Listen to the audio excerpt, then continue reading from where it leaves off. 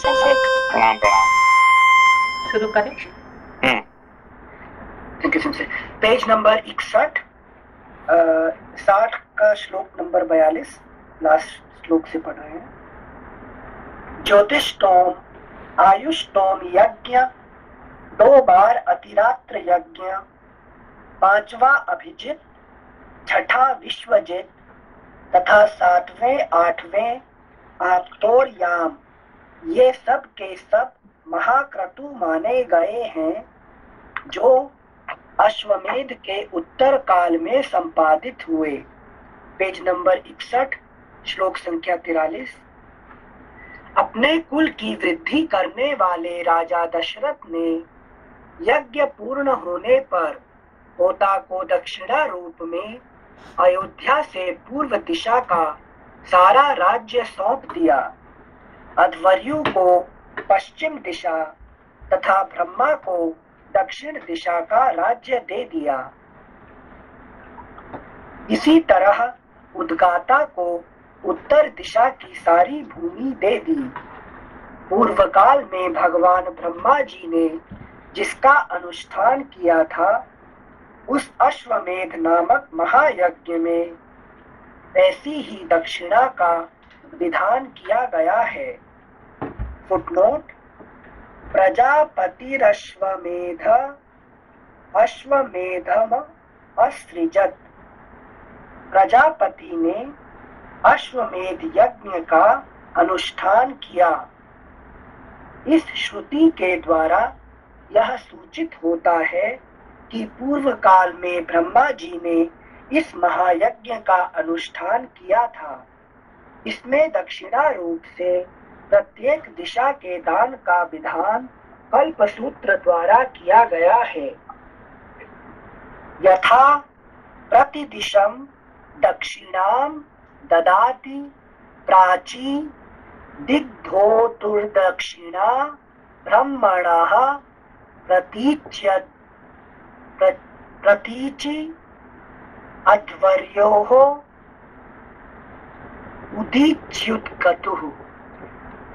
उदीच्युत्कतुः। Footnote ends. इसी तरह उद्गाता को उत्तर दिशा की सारी भूमि दे दी।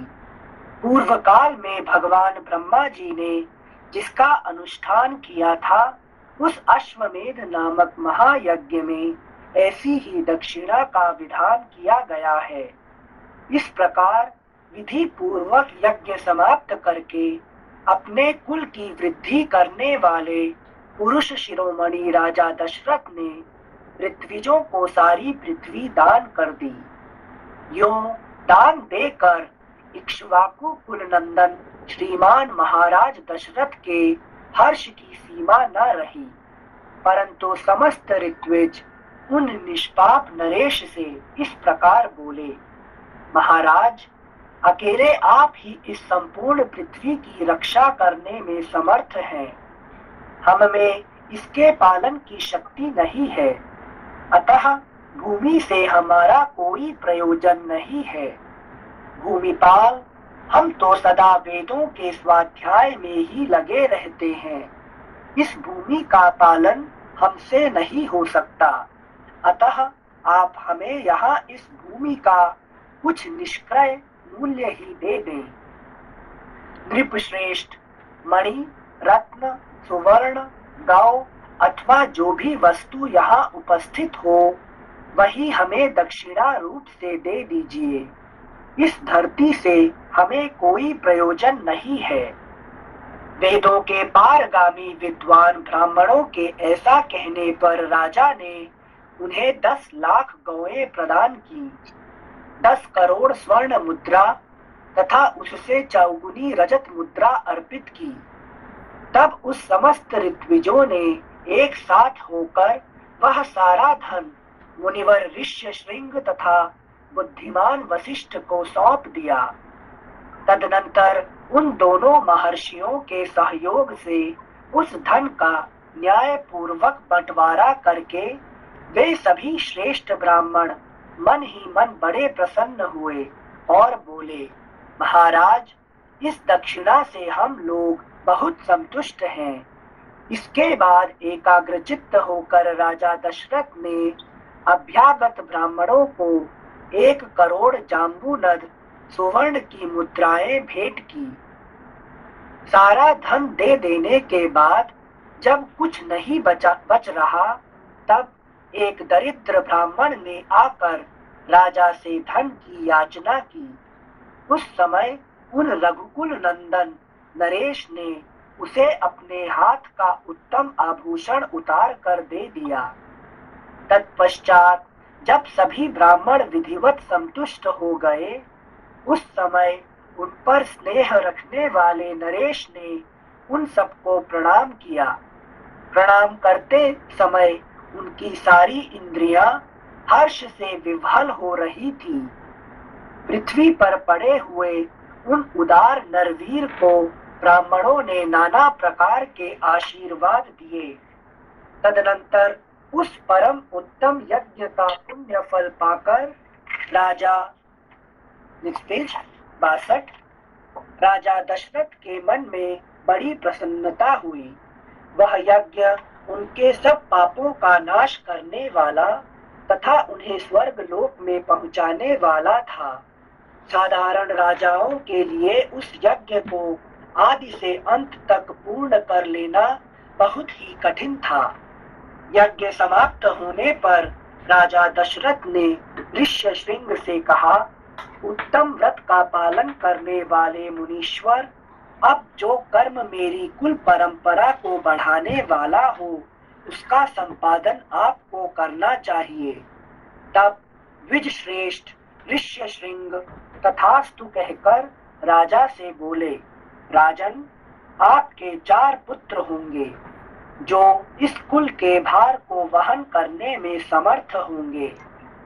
उनका यह मधुर वचन सुनकर मन और इंद्रियों को संयम में रखने वाले महामना महाराज दशरथ उन्हें प्रणाम करके बड़े हर्ष को प्राप्त हुए तथा उन्होंने ऋष्यशृंग को पुनः पुत्र प्राप्ति कराने वाले कर्म का अनुष्ठान करने के लिए प्रेरित किया। इस प्रकार श्री वाल्मीकि निर्मित आर्ष रामायण आदि काव्य के बाल कांड में 14वां सर्ग। 15 सर्गः। ऋष्यशृंग द्वारा राजा दशरथ के पुत्रेष्टि यज्ञ का आरंभ। देवताओं की प्रार्थना से ब्रह्मा जी का रावण के वध का उपाय ढूंढ निकालना तथा भगवान विष्णु का देवताओं को आश्वासन देना। महात्मा ऋष्यशृंग बड़े मेधावी और वेदों के ज्ञाता थे। उन्होंने थोड़ी देर तक ध्यान लगाकर अपने भावी कर्तव्य का निश्चय किया।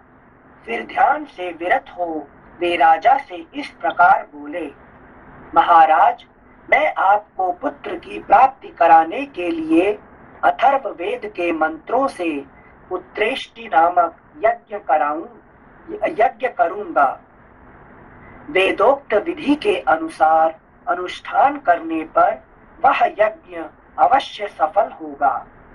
यह कहकर उन तेजस्वी ऋषि ने पुत्र प्राप्ति के उद्देश्य से पुत्रेष्टि नामक यज्ञ प्रारंभ किया और श्रौत विधि के अनुसार अग्नि में आहुति डाली। तब देवता, सिद्ध, गंधर्व और महर्षिगण विधि के अनुसार अपना अपना भाग ग्रहण करने के लिए उस यज्ञ में एकत्र हुए। उस यज्ञ सभा में क्रमशः एकत्र होकर दूसरों की दृष्टि से अदृश्य रहते हुए सब देवता लोककर्ता ब्रह्मा जी से इस प्रकार बोले, भगवान, रावण नामक राक्षस आपका कृपा प्रसाद पाकर अपने बल से हम सब लोगों को बड़ा कष्ट दे रहा है। हम में इतनी शक्ति नहीं है कि अपने पराक्रम से उसको दबा सकें। प्रभो, आपने प्रसन्न होकर उसे वर दे दिया है। तब से हम लोग उस वर का सदा समादर करते हुए उसके सारे अपराधों को सहते चले आ रहे हैं। उसने तीनों लोकों के प्राणियों का नाको दम कर रखा है। वह दुष्टात्मा जिनको कुछ ऊंची स्थिति में देखता है उन्हीं के साथ द्वेष करने लगता है। देवराज इंद्र को परास्त करने की अभिलाषा रखता है। आपके वरदान से मोहित होकर वह इतना उद्दंड हो गया है कि ऋषियों, यक्षों, गंधर्वों, असुरों तथा ब्राह्मणों को, नेक्स्ट पेज 63, ब्राह्मणों को पीड़ा देता और उनका अपमान करता फिरता है। सूर्य उसको ताप नहीं पहुंचा सकते, वायु उसके पास जोर से नहीं चलती तथा जिसकी उत्ताल तरंगे सदा ऊपर नीचे होती रहती हैं, वह समुद्र भी रावण को देखकर भय के मारे स्तब्ध सा हो जाता है, उसमें कंपन नहीं होता। वह राक्षस देखने में भी बड़ा भयंकर है, उससे हमें महान भय प्राप्त हो रहा है। अतः भगवान, उसके वध के लिए आपको कोई ना कोई उपाय अवश्य करना चाहिए। समस्त देवताओं के ऐसा कहने पर ब्रह्मा जी कुछ सोच कर बोले, देवताओं, लो, उस दुरात्मा के वध का उपाय मेरी समझ में आ गया। उसने वर मांगते समय यह बात कही थी कि मैं गंधर्व, यक्ष, देवता तथा राक्षसों के हाथ से ना मारा जाऊं। मैंने भी तथास्तु कहकर उसकी प्रार्थना स्वीकार कर ली। मनुष्यों को तो वह तुच्छ समझता था, इसलिए उनके प्रति अवहेलना होने के कारण उनसे अवध्य होने का वरदान नहीं मांगा। इसलिए अब मनुष्य के हाथ से ही उसका वध होगा। मनुष्य के सिवा दूसरा कोई उसकी मृत्यु का कारण नहीं है। ब्रह्मा जी की कही हुई यह प्रिय बात सुनकर उस समय समस्त देवता और महर्षि बड़े प्रसन्न हुए। इसी समय महान तेजस्वी जगतपति भगवान विष्णु भी मेघ के ऊपर स्थित हुए सूर्य की भांति गरुड़ पर सवार हो वहां आ पहुंचे। उनके शरीर पर पीतांबर और हाथों में शंख, चक्र एवं गदा आदि आयुध शोभा पा रहे थे। उनकी दोनों भुजाओं में तपाए हुए सुवर्ण के बने केयूर प्रकाशित हो रहे थे। उस समय संपूर्ण देवताओं ने उनकी वंदना की और वे ब्रह्मा जी से मिलकर सावधानी के साथ सभा में विराजमान हो गए। तब समस्त देवताओं ने विनीत भाव से उनकी स्तुति करके कहा, सर्वव्यापी परमेश्वर, हम तीनों लोगों के हित की कामना से आपके ऊपर एक महान कार्य का भार दे रहे हैं।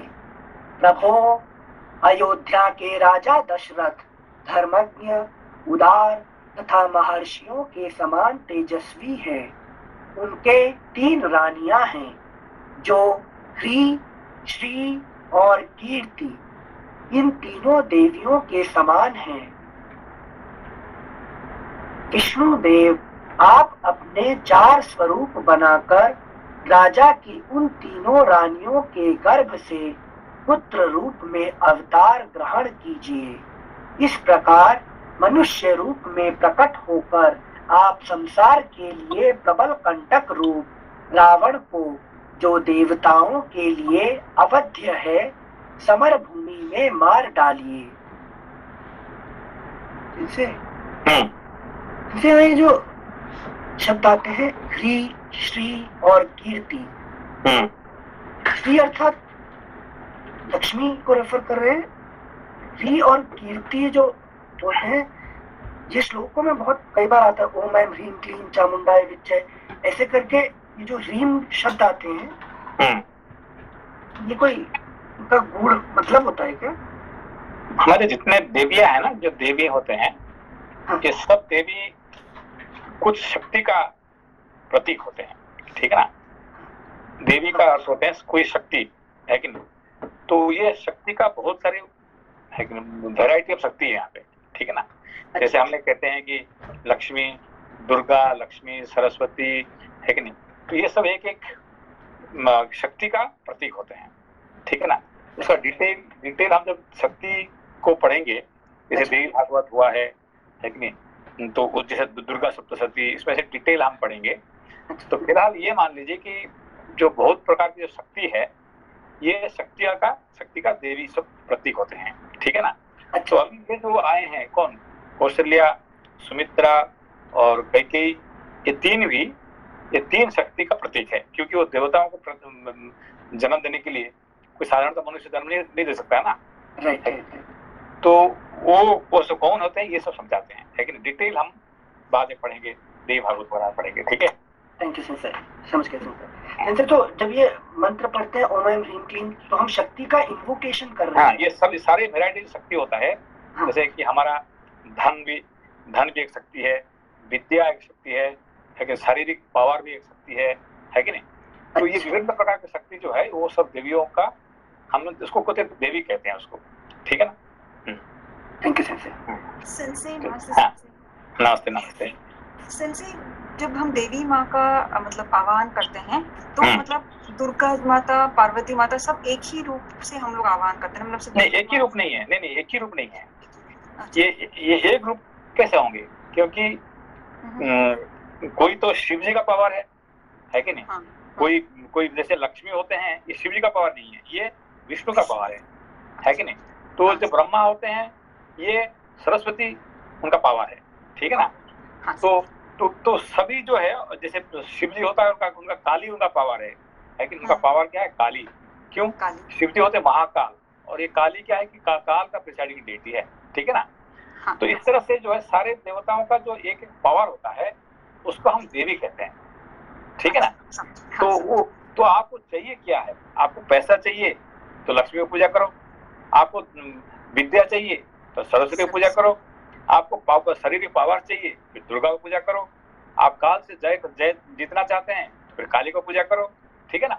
तो आप क्या चाहते हैं इसको पहले निश्चित करने के बाद फिर उस देवी को पूजा करना चाहिए, ठीक है ना। तो हर एक जो जैसे गणेश जी का है कि नहीं, रिद्धि सिद्धि, उनका कौन है, उनका जो पावर, गणेश जी का पावर है कि नहीं, रिद्धि सिद्धि है कि नहीं। सक्सेस, आपको मैं जिंदगी में सक्सेस चाहिए, मुझे आई वांट बी सक्सेसफुल, फिर आप क्या करो ना, गणेश जी का जो पावर है, देवी है, वो रिद्धि सिद्धि है कि नहीं। तो सबका अलग अलग पावर है, तो आपको चाहिए क्या चाहिए पहले निश्चित करने के बाद फिर उनको आप है कि नहीं वंदना करो, ठीक है ना। धन्यवाद। यहाँ राम जी को मनुष्य रूप में जन्म लेने से पहले अपनी शक्ति भेजी है उन्होंने, क्योंकि वो शक्ति, क्योंकि उनको धारण करने के लिए जो भगवान विष्णु को धारण कर सकता है कोई साधारण मनुष्य थोड़ी धारण कर सकता है। उनको जन्म देने के लिए वैसे ही माँ भी होना चाहिए ना, है कि नहीं। तो ऐसे कोई जो गांव के कोई भी औरत आके उसको भगवान विष्णु को पैदा थोड़ी कर सकता है उसको, है कि नहीं। फिर शेषनाग जी को जन्म देने के लिए फिर वो भी वैसे ही है कि माँ नहीं होगा तो फिर कौन करेगा उसको, है कि नहीं। तो इस तरह से जो उसका पावर होना चाहिए उनके पास, ठीक है। Thank you sir. श्लोक संख्या 19, 20, 21। प्रभो, अयोध्या के राजा दशरथ धर्मज्ञ, उदार तथा महर्षियों के समान तेजस्वी हैं। उनके 3 रानियां हैं जो ह्री, श्री और कीर्ति, इन 3 देवियों के समान हैं। विष्णु देव, आप अपने 4 स्वरूप बनाकर राजा की उन तीनों रानियों के गर्भ से पुत्र रूप में अवतार ग्रहण कीजिए। इस प्रकार मनुष्य रूप में प्रकट होकर आप संसार के लिए प्रबल कंटक रूप रावण को, जो देवताओं के लिए अवध्य है, समर भूमि में मार डालिए। वह मूर्ख राक्षस रावण अपने बढ़े हुए पराक्रम से देवता, गंधर्व, सिद्ध तथा श्रेष्ठ महर्षियों को बहुत कष्ट दे रहा है। उस रौद्र निशाचर ने ऋषियों को तथा नंदन वन में क्रीड़ा करने वाले गंधर्वों और अप्सराओं को भी स्वर्ग से भूमि पर गिरा दिया है। इसलिए मुनियों सहित हम सब सिद्ध, गंधर्व, यक्ष तथा देवता उसके वध के लिए आपकी शरण में आए हैं। शत्रुओं को संताप देने वाले देव, आप ही हम सब लोगों की परम गति हैं। अतः इन देवद्रोहियों का वध करने के लिए आप मनुष्य लोक में अवतार लेने का निश्चय कीजिए। Next page 64। उनके इस नमस्ते सेंसेई। नमस्ते नमस्ते। सेंसेई, जैसे भगवान राम के अवतार के ये सब कारण हो रहे हैं, दशरथ जी और फिर देवता, तो ये तो तब माइक्रोकॉस्मिक लेवल पे समझ में आता है सेंसेई, पर हमारे जीवन में जैसे आपने बताया था कि मतलब रामायण का अर्थ है भगवान राम का आना, तो सेंसेई उसको कैसे समझेंगे, ये सब चीजें हमें कैसे लिंक करेगी? देखिए, ये पहला आपने देखिए ये कि दशरथ क्या है? जी सेंसेई, दशरथ भी जो है हमारे अहंकार का स्वरूप है। जो तो दशरथ क्या होता है? क्या दशरथ हमारी जो 10 इंद्रियों को जो रथ रूप से चला है, उनका जो हमें 10 इंद्रियां जिनका रथ है, वो दशरथ है। जी ठीक है ना। तो अहंकार का कितने रथ है? 10 रथ है कि नहीं? मनुष्य का एक रथ होता है कि नहीं? किसका 2 रथ? अपना पास एक गाड़ी है कि 2 गाड़ी है, 3 गाड़ी है, तो इसका पास 10 गाड़ियां है कि नहीं? तो 10 है कि 10 गाड़ी उसका पास है कि नहीं? तो ये अहंकार के पास 10 गाड़ी है कि नहीं? गाड़ी तो है और उसको चलाने का भी कैपेसिटी होना चाहिए, है कि नहीं? गाड़ी खरीदना तो बड़ा सस्ता आसानी है और उसको चलाने का कैपेसिटी होना चाहिए, ठीक है ना? तो जो चला सकता है उसको कहते हैं Dasharath. Not only he is having 10 Rath chariot, but he is capable of driving this, ठीक है ना? जी हाँ, ठीक है ना? तो फिर उनका कितने पत्नियां? 3 पत्नियां। 3 पत्नियां क्या कौन कौन है? कौशल्या, कैकेयी और सुमित्रा। तो फिर वो कौन है 3? जैसे कौशल्या जो है वो हमारे चित्त को रिप्रेजेंट करती है, कैकेयी जो है हमारे मन को रिप्रेजेंट करती है, और सुमित्रा हमारी बुद्धि को रिप्रेजेंट करती है, ठीक है ना? तो ये जो है, तो ये माइक्रोकॉस्मिक लेवल में आप इस तरफ सब सोचेंगे तो अहंकार का 10 रथ है और उनका पास 3 रानियां है और मन बुद्धि चित्त ये 3 उनका पत्नी होते हैं। अहंकार जैसे चलाना चाहते हैं ये 3 ऐसे चलते हैं, इसीलिए उनको पत्नी कहा जाता है, ठीक है ना? ये तीनों को चलाता कौन है? अहंकार, ठीक है ना? तो जो चित्त से जो बच्चा पैदा होता है वो कौन होता है कि नहीं? राम होता है। तो सत्व अहंकार वो अपना चित्त से मिलता है तो फिर राम जी का पैदा होता है, ठीक है ना? तो सत्व अहंकार जो बुद्धि के साथ मिलन होता है फिर वहां पे क्या होता है? वहां पे सिंसे लक्ष्मण और शत्रु, हाँ, है कि नहीं? लक्ष्मण शत्रुघ्न पैदा होते हैं। तो इस तरह से जब मन के साथ मिलन होता है तो भरत पैदा होता है कि नहीं? तो ये क्या होता है कि सत्व अहंकार का मिलन होता है, ठीक है ना? फिर अब जब रजस अहंकार तमस अहंकार हो जाएगा फिर क्या होगा कि फिर जब है कि मन के साथ मिलना फिर उधर क्या होगा? राम जी को वनवास लेना पड़ेगा, है कि नहीं? समझ रहे हो? तो ये सब आप इसको जब आप पढ़ेंगे कि इसको माइक्रोकॉस्मिक लेवल में जो ज्ञान में लेंगे ये सब धीरे धीरे समझ में आ जाएगा, ठीक है ना? तो वही जो कैकेयी भरत को भरत जैसे महान है कि नहीं उसको पुत्र पैदा कर सकती है, वही कैकेयी क्या करेगी जब तामसिक रूप ले लेती है फिर क्या करेगी? भाई उसको भेज दो राम जी को, है कि नहीं? राम जी को जंगल में भेज दो, है कि नहीं?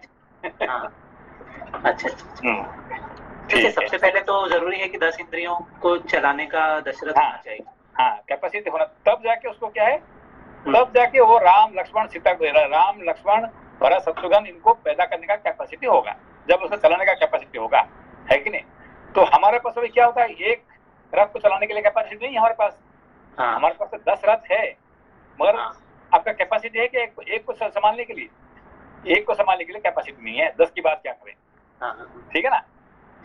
जी समझा। सॉरी मिस कर गए पॉइंट।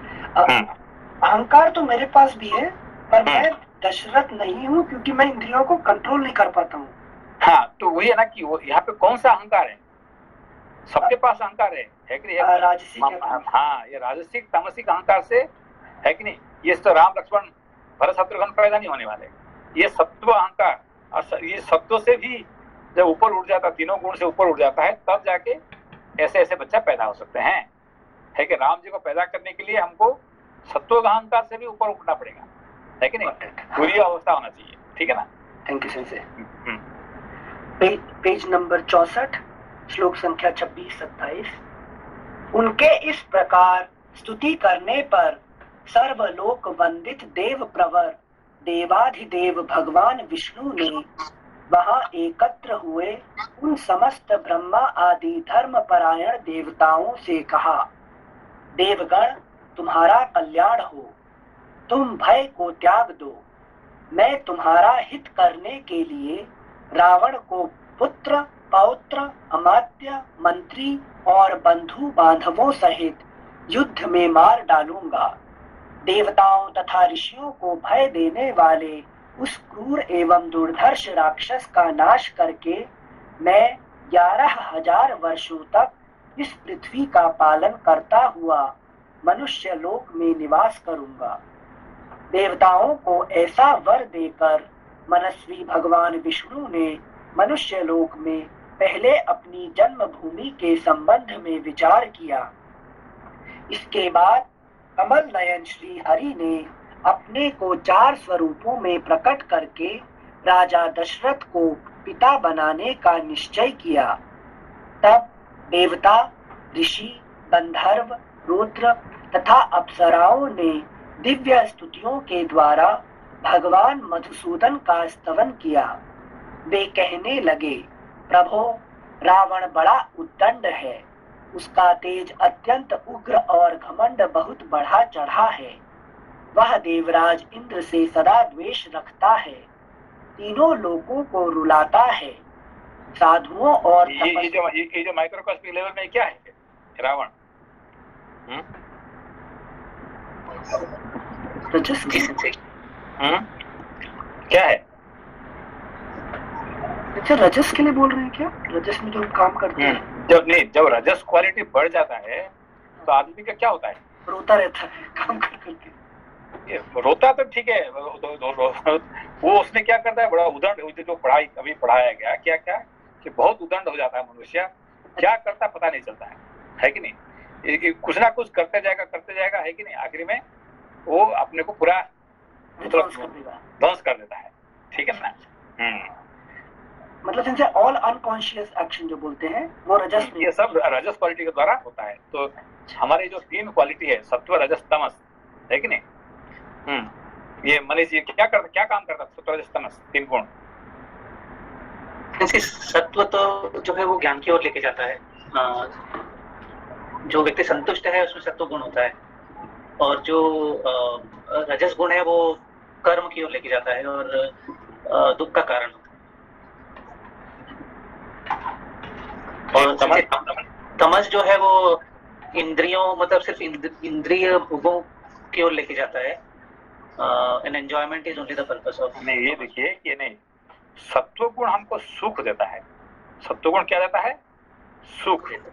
जो सुख में बांध जाते हैं आप, क्या वेरी हैप्पी, जो खुशी से जो बांध जाते हैं वो क्या है? सत्व गुण काम करता है। सत्व गुण हमको खुशी से, सुख से बांध देता है कि नहीं?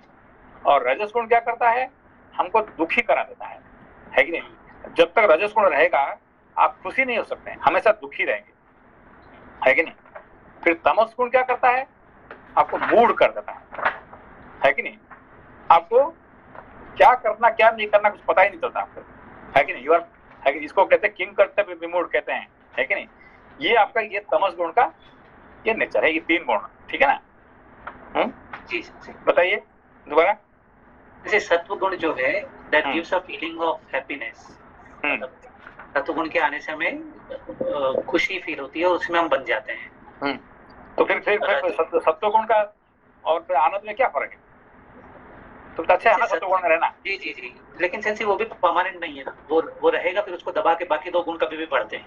हाँ, नहीं, तो जब तक सत्व गुण रहेगा तब तक आप खुशी फीलिंग करेंगे, but it is not real happiness. ये आनंद नहीं है, ये खुशियां हैं मगर आनंद नहीं है कि नहीं? आनंद कब मिलेगा? जब आप सत्व गुण से ऊपर उठेंगे, ठीक है ना?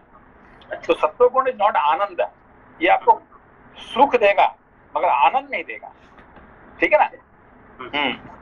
तो इसीलिए सत्व गुण में है कि नहीं? हाँ, ये दो गुण से ये अच्छा है कि नहीं? रजस तमस गुण से सत्वगुण अच्छा है, पर अल्टीमेटली सत्वगुण भी है कि नहीं, वो उसमें बांधना नहीं चाहिए, ठीक है?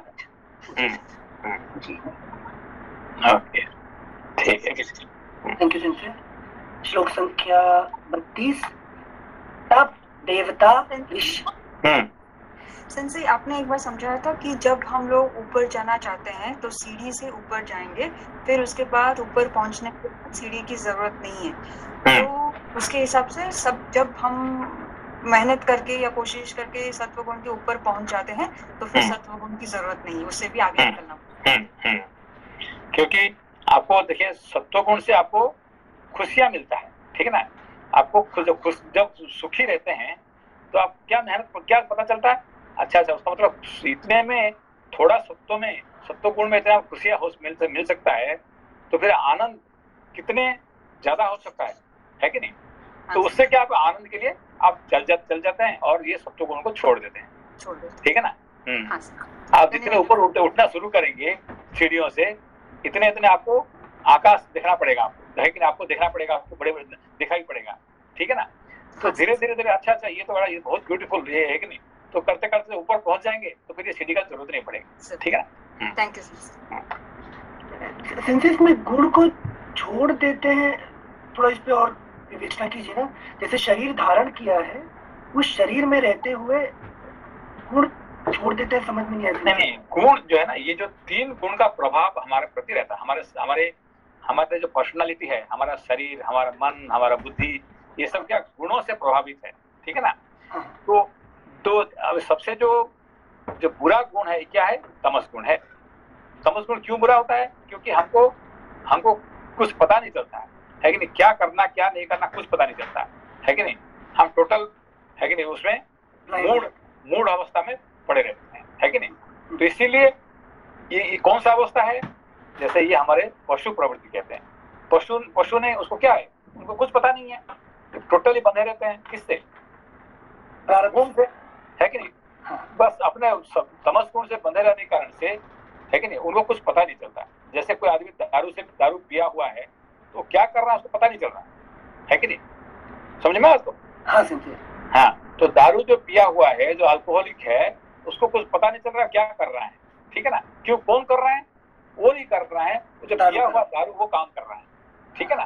तो ये क्या है, हमारे जो सारे जो पशुओं के लिए क्या होता है, वो काम नहीं कर रहे हैं, उनको ऐसे बंधा दिया गया है तमस गुण में, वो सोच नहीं सकते हैं, है कि नहीं?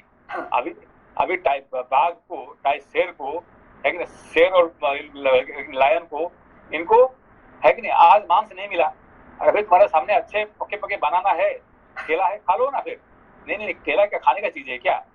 जब तक मांस नहीं मिलेगा, केला क्या खाने का चीज होता है क्या? है कि नहीं? तो उनको मैंगो, केला, ये सब उनको पसंद नहीं है, उनको सिर्फ कच्चा मांस ही खाने का चीज है। क्यों? कौन बताया उनको? गुण प्रवृत्ति, ये जो तमस गुण उनको बांध दिया उनको, ठीक है ना? तो ये कहते हैं मूड, ये तमस गुण में बंधा होता है। तो रजस गुण क्या करता है कि मैं आई विल बी हैप्पी, कदा सुखी भवा। रावण क्या बोलता है? मैं कब खुश हूँ? शिव जी को पूछता है, उसका जो गाना गा के क्या कहता है? शिव जी मुझे ये बताओ, मैं कब खुश हूँ, खुश होगा, है कि नहीं? कथा सुखी भवा में हम, है कि नहीं? तो अरे आज क्यों खुश नहीं है? आज मैं खुश, मैं कल इतने से कर लूंगा, इतने मेहनत कर लूंगा, है कि नहीं, इतने पैसा बना दूंगा, मेरा सारे नगरी जो सोने में बन जाएगा, तब मैं खुश होऊंगा, अब नहीं खुश होऊंगा, है कि नहीं? अरे भाई, आज ही तुम तुम आनंद स्वरूप हो, तुम खुशी है कि नहीं? आज भी तुम खुश होना चाहिए। नहीं, आज नहीं है, मैं कल खुशी होऊंगा, है कि आज नहीं है। ये क्या होता है? रजस क्वालिटी का गुण होता है। हमेशा जो आनंद मुझे कल मिलेगा, आज नहीं है कि नहीं? है कि लोग बड़ा मेहनत करते हैं, है कि नहीं? अरे क्यों मेहनत करते हैं? नहीं, सब पैसा बन जाए, जो मेरे पास 100 करोड़ जब बन जाएगा ना, मेरे पास इतना गाड़ी हो जाएगा, बंगला हो जाएगा, ये हो जाएगा, वो हो जाएगा, तब जाकर मैं खुश होऊंगा। इसको क्या कहते हैं? ये रजस क्वालिटी, है कि नहीं? तो सत्व गुण क्वालिटी क्या है कि आई एम हैप्पी, है कि नहीं? अभी मुझे खुश मिल गया ना, है कि नहीं? और क्या चाहिए, है कि नहीं? तो इस तरह से 3 गुण हमारे अंदर में काम कर रहे हैं, ठीक है ना? मगर जब एक को एनलाइटनमेंट हो जाता है, ज्ञान की प्राप्ति हो जाता है, अपने को पहचान लेता है, फिर ये तीनों गुणों का आवश्यक नहीं रहता। 3 गुण रहते हुए भी उसको मानते नहीं है। अच्छा, 3 गुण है रहेगा, वो जब तक मरेगा नहीं है, जब तक वो शरीर जब तक रहेगा तब तक 3 गुण रहेगा, मगर उससे बंधा नहीं रहेगा, ठीक है ना। ये हाँ हाँ, गुण खत्म नहीं होगा, गुण तो ऐसे ही रहेगा। रात को उसको नींद आएगा, एनलाइटेड आदमी जो है उसको रात को नींद आएगा नहीं आएगा? आएगा, बिल्कुल आएगा। क्यों नींद आएगा? क्यों आएगा? ये तमस गुण काम कर रहा है, शरीर है तो। हाँ, तो वो जाके कहीं पे ये एक्सरसाइज करेगा नहीं करेगा, वो दौड़ेगा कि नहीं दौड़ेगा, सब कुछ करेगा। वो क्यों? रजस क्वालिटी काम कर रहा है कि नहीं। तो ये सब तीनों गुण काम करते हुए भी वो उसमें बंधा नहीं रहेगा, बस इतनी बात। Thank you Sanjay. श्लोक संख्या 33।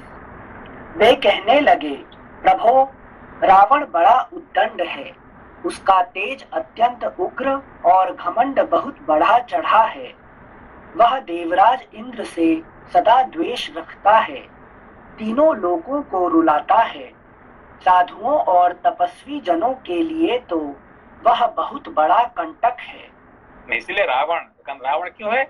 वो रोता रहता है और रुलाता रहता है कि इसलिए रावण वो खुद हमेशा रोता है और दूसरे को रुलाता है कि नहीं, इसलिए रावण उसका नाम, ठीक है ना। तो रजस गुण क्या करता है? हमेशा इसका रजस गुण आ जाएगा, भाई मैं कब खुश होगा, बताओ कब खुश होगा, है कि नहीं, मैं कब मैं ये, अरे हमेशा वो रोता रहता है कि नहीं। ठीक है। साधुओं और तपस्वी जनों के लिए तो वह बहुत बड़ा कंटक है, अतः तापसों को भय देने वाले उस भयानक राक्षस की आप जड़ उखाड़ डालिए। उपेंद्र, जड़ उखाड़ डालिए। उपेंद्र, सारे जगत को रुलाने वाले उस उग्र पराक्रमी रावण को सेना और बंधु बांधवों सहित नष्ट करके अपनी स्वाभाविक निश्चिंतता के साथ अपने ही द्वारा सुरक्षित उस चिरंतन वैकुंठ धाम में आ जाइए, जिसे राग द्वेष आदि दोषों का कलुष कभी छू नहीं पाता है। इस प्रकार श्री वाल्मीकि निर्मित आर्ष रामायण आदि काव्य के बाल कांड में 15वां सर्ग, षोडशः सर्गः, देवताओं का श्री हरि से रावण वध के लिए मनुष्य रूप में अवतीर्ण होने को कहना, राजा के पुत्रेष्ठ यज्ञ में अग्निकुंड से प्राजापत्य पुरुष का प्रकट होकर खीर अर्पण करना और उसे खाकर रानियों का गर्भवती होना। जिनसे यहाँ दशरथ जी को लग रहा है कि मैं पुत्र प्राप्त कर रहा हूँ, और दूसरी साइड में देवता लोग अपना प्लानिंग कर रहे हैं कि एक पुत्र दो कि जिससे हमारा काम बन सके। नहीं, वो ये देखिए, अभी यही बात है कि हम क्या सोचते हैं और हमको कैसे करवाया जा रहा है। लेकिन एक तो है कि मैं सोच रहा मैं ये कर रहा हूँ, वो कर रहा हूँ, ठीक है ना, मगर असली में आप कर रहे हैं क्या? नहीं है कि नहीं। तो आपके द्वारा वो कार्य करवाया कौन कर सिद्धि करवा रहे हैं, है कि नहीं। तो समझे बात को। लेकिन मैं कर रहा हूँ, मैं नहीं कर रहा हूँ, मुझे किसने प्रेरित कर रहा है कि नहीं। तो इसीलिए दुर्योधन ने क्या बोला है कि भाई जो आप कह रहे हैं आप खुद क्यों नहीं करते हैं, है कि नहीं। तो मेरे अंदर तो आप ही बैठे हुए हैं ना भगवान, है कि नहीं, आप कर लो जो कुछ करना है, मुझे क्यों बोल रहे हैं, है कि नहीं। से ये चीज अगर समझ जाए कि मैं करने वाला नहीं करवाए जाने वाला हूँ, तो उसी को यज्ञ कहते हैं, जीवन उसी को यज्ञ बन जाते हैं। ये दो प्रकार की, एक तो है कि भाई ये जो है हम मनुष्य है, मनुष्य होने का कारण से क्या कि हमारे पास प्रारब्ध होते हुए भी हमारे पास हमको पुरुषार्थ दिया गया है, और ठीक है ना। तो I am not an animal, है कि नहीं। एनिमल को क्या होता है कि पशुओं को उनका चॉइस नहीं है, पुरुषार्थ नहीं है, चॉइस नहीं है, इसलिए कुछ नहीं कर पाएगा वो, है कि नहीं। जो उसको बताया गया वही करेगा, उसके सिवा कुछ नहीं कर सकता है। मगर मनुष्य के रूप से हम पैदा होने के कारण से हम अपना पुरुषार्थ करके हम उसको बदल सकते हैं, है कि नहीं। जो हम कर रहे हैं, है कि नहीं। आज मैं, है कि नहीं, आज मैं काम कर रहा था, कल मैं शास्त्र पढ़ूंगा, आपने डिसाइड करो कल कर सकते हैं, है कि नहीं। नहीं, मैं इतने बिजी हूँ, मेरे शास्त्र पढ़ने समय ही नहीं है मेरे पास। ये कौन है? ये पशु कहेगा कि मेरे पास पढ़ने का समय कहाँ है, मैं तो पूरा जिंदगी भर इतने बिजी हूँ, है कि नहीं। मैं इतने बिजी जिंदगी में मेरे पास शास्त्र पढ़ने का समय कहाँ है, कौन कहेगा? सिर्फ पशु कहेगा। मनुष्य क्या कहेगा? अरे भाई ये टाइम मेरा ही है कि नहीं, जब मैं चाहता मैं कर सकता हूँ, है कि नहीं। मैं थोड़ी बंधा हूँ, है कि नहीं। मेरा बॉस ने कहा कि तुम नौकरी करो, काम करो, ये करो, ठीक है मैं काम करूंगा, मगर ये नहीं कि मैं 24 आवर्स उनका अंडर में बैठा हूँ, है कि नहीं। ये पुरुषार्थ करने के लिए जो कैपेसिटी होता है ये मनुष्यों का है कि नहीं। मगर आप कहें कि नहीं भाई आई कैन नॉट डू एनीथिंग, मुझे ऐसे सुबह से शाम तक मुझे ऐसे काम दिया गया है कि नहीं, मेरा बॉस ने ऐसा कहा करने के लिए, मेरे पिता माता ऐसे कहा गया, ये कहा वो क्या, है कि नहीं। तो what can I do, I can not do anything. So if you can not do anything then you are no more a human being, you are an animal, ठीक है ना। If you can say yes I can change whatever given to me, I can change, है कि नहीं। पिता माता ने बोला मुझे ये काम करने के लिए, मैं उनको कह सकता हूँ पिता माता ठीक है अभी मैं शास्त्र पढ़ रहा हूँ, ये खत्म होने के बाद, है कि नहीं। उस दिन देखो सोनाली जी का, उनका पिताजी का देहांत हो गया, है कि नहीं, तो भी उन्होंने पढ़ने के लिए आई थी, है कि नहीं। कितने ये क्या कमी बात है क्या। देखिए उस दिन हमको भाई हैरान हो गया हम लोग काम बात करके कि उनका उसी दिन उनका पिताजी का देहांत हुआ है और वो पढ़ने के लिए आती है कि नहीं। ये कितनी बड़ी बात है कि नहीं, साधारण बात है क्या ये। जैसे ये तो एक्चुअली कहना चीज नहीं है सबके सामने, मगर हम भी खुद ही हम हैरान हो गए बात, है कि नहीं, है कि 2-3 घंटे पहले है कि उनका पिताजी का देहांत हुआ है और वो आके पढ़ने के लिए यहाँ बैठी हुई है कि नहीं। तो ये सब इसको क्या कहते हैं, पुरुषार्थ कहते हैं, है कि नहीं। कौन कर सकता है, है कि नहीं। हम भी नहीं कर पाते ये बात को, है कि नहीं।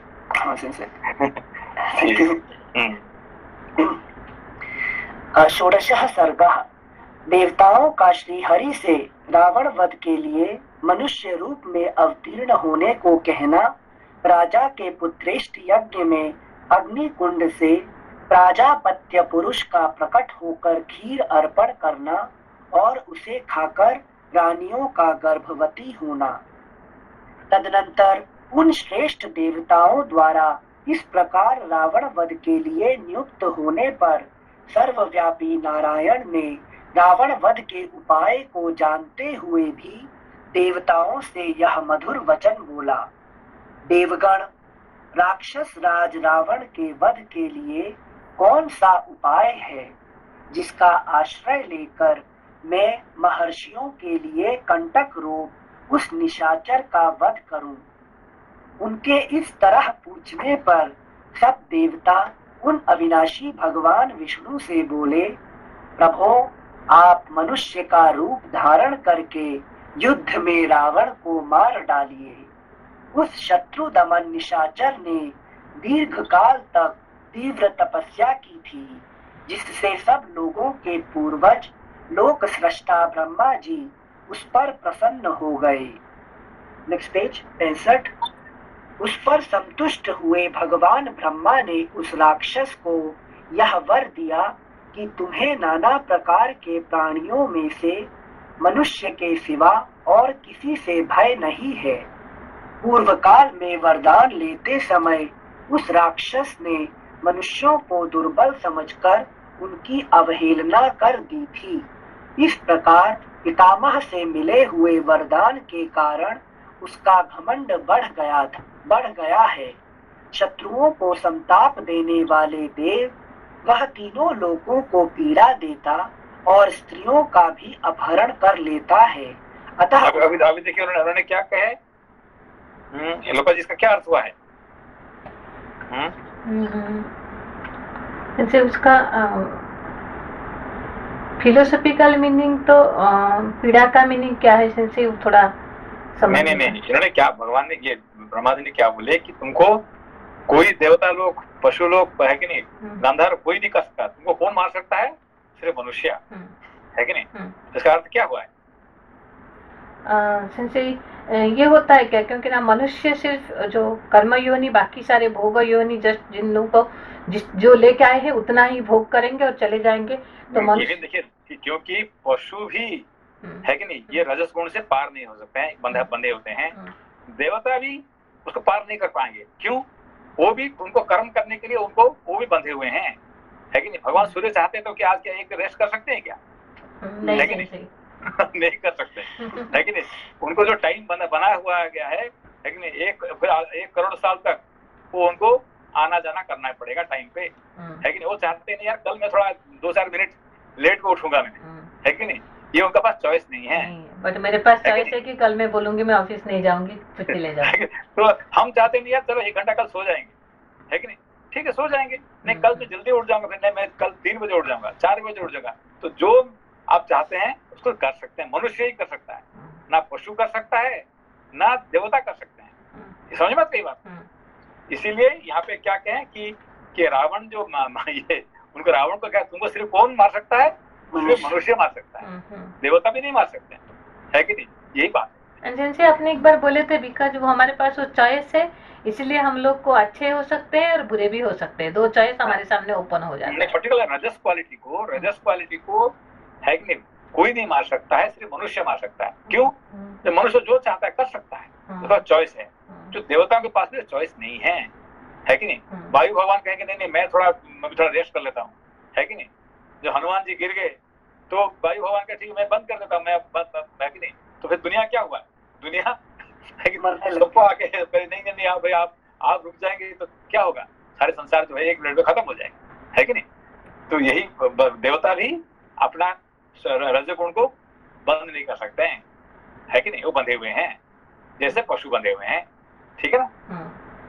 Thank you sensei. एक प्रश्न सेंसे, सबसे बिजी देवता है यमदेव, पर उन्होंने भी उनकी किस्मत को फलीभूत करने के लिए नचिकेता जब उनके पास गए तो वो शास्त्रार्थ कर पाए ना उस टाइम, तब टाइम कर पाए, मगर उनका कर्म तब चल, एक्चुअली यही बात है कि वो शास्त्रार्थ कर रहे थे मगर उनका कर्म चल रहा है कि नहीं चल रहा था उनका, है कि नहीं? यस उनका काम बंद नहीं हुआ था, है कि नहीं? वो अपना कर्म करते करते ये शास्त्र भी कर रहे थे, है कि नहीं? ये नहीं क्या चुपचाप बैठ के चलो यार मैं हम शास्त्र करेंगे, अभी नचिकेता आया है मरते से आया है, उससे बात करता हूँ, अभी कठोर से पढ़ा रहा हूँ, आप काम बंद करो। तो सब लोग के प्राण छोड़ दो। अभी ये नहीं हो सकता है। संजय कठोपनिषद पढ़ाने के लिए सैटरडे सुबह से शाम तक किसका भी फोन नहीं लेते, तो वो कर्म छोड़ देते हैं। कोई सैटरडे अगर सेंसई को फोन करके देखो, अगर मतलब कि जैसे दुर्वासा क्या होता है देखना पड़ेगा। ठीक है। श्लोक संख्या 6। सेंसी जैसे मन जो है वो मनुष्य जो है वो मन ही को रिप्रेजेंट करता है, मतलब हमारा जो मन है वहीं पे मनुष्य का अस्तित्व भी है। तो सेंसी इसको कैसे समझेंगे कि मन हमेशा सुख और दुख में रहता है?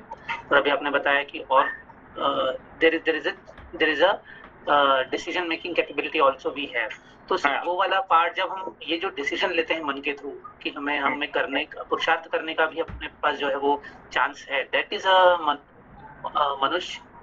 नहीं, ये इसको मन नहीं कहते हैं, उसको कहते हैं चित्त कहते हैं, ठीक है ना? मन बुद्धि चित्त, ये 3 जो है 3 रानियां होता है ना, है कि नहीं? कि हमेशा जो है कौशल्या है कि सुमित्रा कैकेयी, ये तीनों जो है कि नहीं, एक पति का पत्नियां 3 पत्नियां है, और ये तीनों पत्नियां क्या करते हैं कि इंडिविजुअली डिसाइड करते हैं, ऐसे टुगेदर डिसाइड करते हैं तीनों मिलके, है कि नहीं?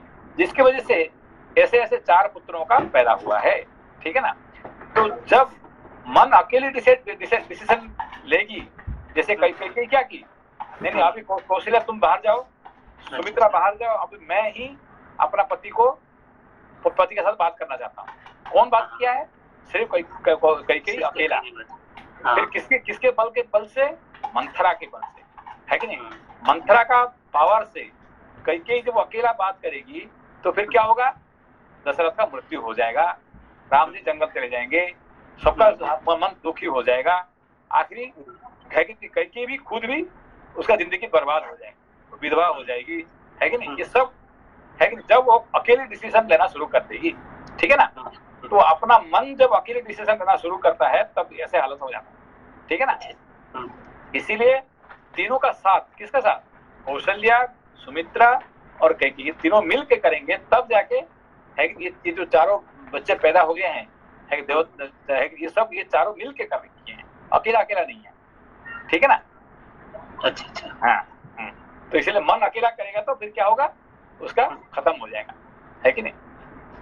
ऐसे जो मतलब फिर मन में जो मनुष्य वृत्ति हुई वो थोड़ा सा मतलब मन से हट के तीनों का कॉम्बिनेशन रहेगा, जहाँ पे we could decide on the purushartha. हाँ, पुरुषार्थ करने के लिए ये तीनों एक साथ मिल जाएंगे तो पुरुषार्थ हो जाएगा और सब कुछ प्राप्ति हो जाएगा। और जब अकेला मन ही काम करना शुरू कर देगा, मन और अहंकार काम शुरू कर देंगे, तब से भी सर्वनाश हो जाएगा। अच्छा। जी सर, समझा। Thank you since. श्लोक संख्या 6। पूर्व काल में वरदान लेते समय। सॉरी सेंसे, आज बहुत ज्यादा क्वेश्चंस हो गए, सॉरी। हम्म। सेंसे मन, मतलब मन और अहंकार जब बात करेंगे मतलब तो उससे सर्वनाश हो जाएगा। तो सेंसे मन, मतलब मन तो हमेशा थोड़ा सा अपना मतलब अपने ही तरीके से वो बात करेंगे, बट लेकिन तब बुद्धि और ये विवेक को थोड़ा सा मतलब मन को डोमिनेट करना है और बोलना है कि नहीं मन, मतलब तुम गलत तरीके, गलत डायरेक्शन में जा रहे हो, ऐसा नहीं होना चाहिए। नहीं, उनको एक्चुअली देखिए क्या प्रॉब्लम हुआ है कि कैकेयी कहाँ गई है कि नहीं, वो चली गई गोप भवन। गोप भवन, हाँ, है कि नहीं, हाँ, गोप भवन में अकेले चली गई। और साथ में चलो भाई हम साथ तीनों मिलके जाते हैं, कौन, कौशल्या, सुमित्रा और हम तीनों मिलके जाएंगे, फिर तो कोई प्रॉब्लम नहीं था। ये दोनों को छोड़ के, ये पैलेस में छोड़ के, रानी भवन में छोड़ के वो अकेली चली गई गोप भवन में, है कि नहीं। तो जब गोप भवन में चली गई तो फिर इनको आना पड़ा, किसको दशरथ को। तो दोनों हो गए, दोनों होने के बाद फिर क्या हुए, सबका खत्म हो गया, है कि नहीं। वो दशरथ को मरना पड़ा, है कि नहीं, राम जी को जंगल जाना पड़ा, राम लक्ष्मण को। फिर वो उनका बेटा भी उनका दुश्मन बन गया, कौन, अपना बेटा। सबसे बड़ा दुश्मन कौन बना कैकेयी का, है कि नहीं, भरत। तो राम जी इतने दुश्मन नहीं बने, है कि नहीं। एक नंबर दुश्मन बना कौन, अपना बेटा, है कि नहीं। तो बेटा उसने उसको जिंदगी भर उसको एक्सेप्ट नहीं किया उसे, है कि नहीं। तो वो तो समझ के मेरा बेटे के लिए मैंने सब कुछ किया, और बेटा ने उसका एक नंबर दुश्मन बन गया कि दोबारा कभी मां से मिलना बंद कर दिया, है कि नहीं। तो ये सब हुआ कब, जब वो अकेले कुछ डिसीजन ली है, ठीक है ना। तो हमेशा बुद्धि और विवेक, है कि नहीं, कौशल्या होती है विवेक और सुमित्रा होती है बुद्धि और विवेक को साथ लेके मन काम करेगा तो फिर क्या होगा, उसका सब कुछ मिल जाएगा, ठीक है ना। धन्यवाद। So, Sensei, sorry, Anil Sen, you are saying something? No, go ahead. Sorry, Sensei, then आज की सूत्र है कि when कैकेयी, मतलब mind joins with ego, propelled by Manthara, Kama, Krodha, Lobha, without Vivek and Buddhi, then all the destruction happens. और जब गोप भवन में जाएगी, गोप भवन मतलब क्या है, गोप भवन पता नहीं कि एंग्री, नहीं, गोप मतलब एंगर, ओके। मन की जो काम है कि नहीं, काम के साथ क्रोध आ जाता है तो यू कैन डू एनीथिंग। तो किसको, जो मैच स्टिक पहले अपने को जलाता है, दूसरे को जला पाएगा कि नहीं पाएगा वो अलग बात है, खुद को पहले जला देगा, कौन, मैच स्टिक, ठीक है ना। तो क्रोध से पहला आदमी जो जिसको क्रोध आता है पहले वो खुद जलता है, ठीक है ना। दूसरे को जला पाएगा नहीं पाएगा और वो तो क्वेश्चनेबल है कि नहीं, मगर वो खुद जल जाएगा, ठीक है ना। तो ये इसी जो गोप भवन जाने के बाद, क्रोध आने के बाद कैकेयी उसमें जल गई, ठीक है ना। वो टोटली मतलब उसका जिंदगी का आखिरी आ गया तब। उससे तब तक Kaikeyi she was beauty queen, she was mother of Ram किसको ज्यादा मानते थे, है कि नहीं। तो सारे चारों भाई जो है सबका प्यारी माँ कौन है, कैकेयी। सब कुछ अच्छा था, मगर जब गोप भवन में चली गई, अपने पति को मरवा दी, उसके बाद उसका जिंदगी खत्म हो गया और जल गई वहां पे, ठीक है। इसलिए क्रोध नहीं करना चाहिए। सिंसे क्रोध आएगा तो उसको कैसे कंट्रोल करेंगे, वही दोनों को बुला दो, किसको, कौशल्या और सुमित्रा को बुलाओ, है कि नहीं। बुलाने से वो आप शांति कर देंगे, वो अपने आप नहीं आ सकते सिंसे, उनको बुलाना पड़ेगा क्या। हाँ, उनको बुलाना पड़ेगा, वो नहीं आएंगे, है कि नहीं। वो नहीं आएंगे, वो तो चुप रहेंगे, वो बुलाना पड़ेगा। मतलब मैं नहीं समझ पा रही सिंसे, मतलब ये जो आपने जो पॉइंट बोले ये यूजुअली तो ये मतलब कि डेली ये बहुत इंपॉर्टेंट पॉइंट है, एटलीस्ट मेरे लिए। तो क्रोध आएगा तो बुलाएंगे कैसे, किसके थ्रू बुलाएंगे। हमें हमेशा उनको न्योता देना पड़ेगा, उनको इन्विटेशन कार्ड भेजना पड़ेगा, किसको, ये दोनों को। वो अपने आप नहीं आएंगे, है कि नहीं। अरे भाई मुझे क्रोध आ रहा है, आप दोनों आगे मुझे बचाओ, है कि नहीं। कौन, कौशल्या, सुमित्रा, है कि नहीं। हमारे पास विवेक और बुद्धि विवेक को, क्योंकि विवेक के पास पहुंचना मुश्किल है, इसलिए पहले बुद्धि को बुला दो और बुद्धि विवेक को बुलाई जाएगी, है कि नहीं। तो इसलिए दोनों का बीच में कौन है कि नहीं, कैकेयी और कौशल्या का बीच में सुमित्रा, क्योंकि दोनों का खाती है कि नहीं। समझ बात को, अभी आएगा, ये बात आएगा, दोनों का कैसे खाती है, ये आधा जरूर देती है और ये आधा जरूर देती है कि नहीं। दोनों का खा के, उसका मतलब दोनों का बीच में सुमित्रा रहती है कि नहीं। तो दोनों का एक्सेसिबल है, ठीक है ना। Thank you since. श्लोक संख्या 6। पूर्व काल में वरदान लेते समय उस राक्षस ने मनुष्यों को दुर्बल समझकर उनकी अवहेलना करती थी। इस प्रकार पितामह से मिले हुए वरदान के कारण उसका घमंड बढ़ गया है। श्लोक संख्या 7। शत्रुओं को संताप देने वाले देव, वह तीनों लोगों को पीड़ा देता और स्त्रियों का भी अपहरण कर लेता है, अतः उसका वध मनुष्य के हाथ से ही निश्चित हुआ है। समस्त जीवात्माओं को वश में रखने वाले भगवान विष्णु ने देवताओं की यह बात सुनकर अवतार काल में राजा दशरथ को ही पिता बनाने की इच्छा की। उसी समय वे शत्रुसूदन महातेजस्वी नरेश पुत्रहीन होने के कारण पुत्र प्राप्ति की इच्छा से पुत्रेष्टि यज्ञ कर रहे थे। उन्हें पिता बनाने का निश्चय करके भगवान विष्णु पितामह की अनुमति ले देवताओं और महर्षियों से पूजित हो वहां से अंतर्धान हो गए। तत्पश्चात पुत्रेष्टि यज्ञ करते हुए राजा दशरथ के यज्ञ में अग्निकुंड से एक विशालकाय पुरुष प्रकट हुआ। उसके शरीर में इतना प्रकाश था जिसकी कहीं तुलना नहीं थी। उसका बल पराक्रम महान था। उसकी अंग कांति काले रंग की थी। उसने अपने शरीर पर लाल वस्त्र धारण कर रखा था। उसका मुख भी लाल ही था। उसकी वाणी से दुंदुभी के समान गंभीर ध्वनि प्रकट होती थी। उसके रोम, दाढ़ी, मूछ और बड़े बड़े केश चिकने और सिंह के समान थे। वह शुभ लक्षणों से संपन्न, दिव्य आभूषणों से विभूषित, शैल शिखर के समान ऊंचा तथा गर्वीले सिंह के समान चलने वाला था। उसकी आकृति सूर्य के समान तेजोमयी थी। वह प्रज्वलित अग्नि की लपटों के समान तेदीप्यमान हो रहा था। उसके हाथ में तपाए हुए जाम्बू नद नामक सुवर्ण की बनी हुई परात थी, जो चांदी के ढक्कन से ढकी हुई थी। वह परात थाली बहुत बड़ी थी और दिव्य खीर से भरी हुई थी। उसे उस पुरुष ने स्वयं अपनी दोनों भुजाओं पर इस तरह उठा रखा था मानो कोई रसिक अपनी प्रियतमा पत्नी को अंक में लिए हुए हो। वह अद्भुत परात मायामयी सी जान पड़ती थी। उसने राजा दशरथ की ओर देखकर कहा, नरेश्वर, मुझे प्रजापति लोक का पुरुष जानो। मैं प्रजापति की ही आज्ञा से यहाँ आया हूँ। तब राजा दशरथ ने हाथ जोड़कर उससे कहा, भगवान, आपका स्वागत है। कहिए, मैं आपकी क्या सेवा करूं? फिर उस प्रजापत्य पुरुष ने पुनः यह बात कही, राजन, तुम देवताओं की आराधना करते हो, इसीलिए तुम्हें आज यह वस्तु प्राप्त हुई है। नृप श्रेष्ठ, यह देवताओं की बनाई हुई खीर है, जो संतान की प्राप्ति कराने वाली है। तुम इसे ग्रहण करो। यह धन और आरोग्य की भी वृद्धि करने वाली है।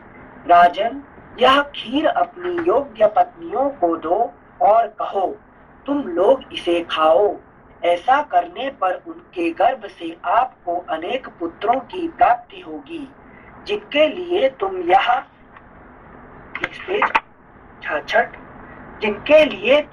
यज्ञ कर रहे हो। राजा ने प्रसन्नता पूर्वक बहुत अच्छा कहकर उस दिव्य पुरुष की दी हुई देवान्न से परिपूर्ण सोने की थाली को लेकर उसे अपने मस्तक पर धारण किया। फिर उस अद्भुत एवं प्रिय दर्शन पुरुष को प्रणाम करके बड़े आनंद के साथ उसकी परिक्रमा की। इस प्रकार देवताओं की बनाई हुई उस खीर को पाकर राजा दशरथ बहुत प्रसन्न हुए, मानो निर्धन को धन मिल गया हो। इसके बाद वह परम तेजस्वी अद्भुत पुरुष अपना वह काम पूरा करके वहीं अंतर्धान हो गया।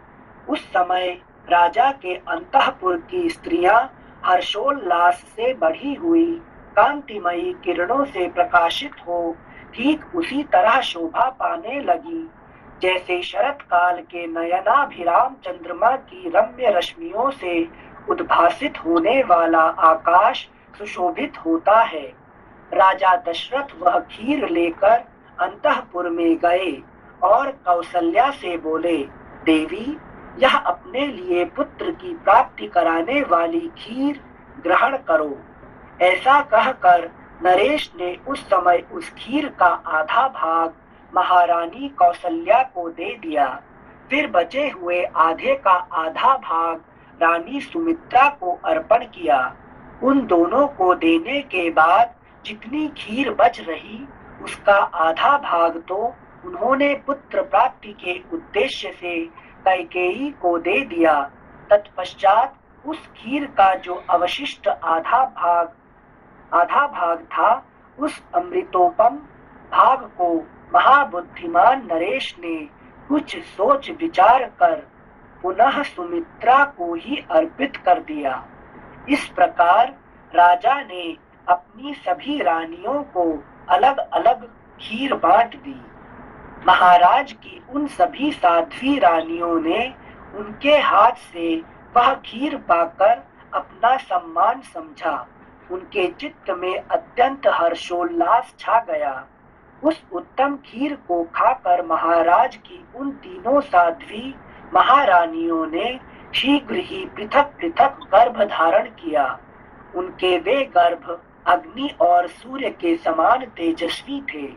तदनंतर अपनी उन रानियों को गर्भवती देख राजा दशरथ को बड़ी प्रसन्नता हुई। उन्होंने समझा, मेरा मनोरथ सफल हो गया।